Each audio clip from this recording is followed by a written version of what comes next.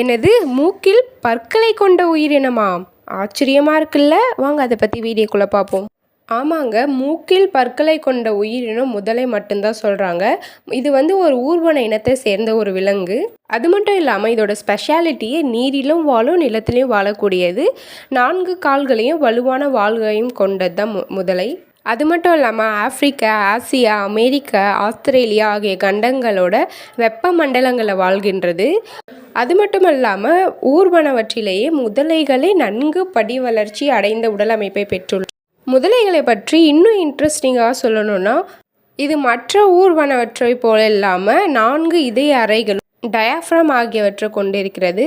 முதலைகள் நீரின் எதிர்ப்பை குறைப்பதற்காக இது நீந்தையில் கால்களெல்லாம் மடித்து கொள்கிறது. மேலும் இவை இரையை வேட்டையாடுவதற்காக வலுவான தாடைகளையும் கூரான பற்களையுமே கொண்டுள்ளன.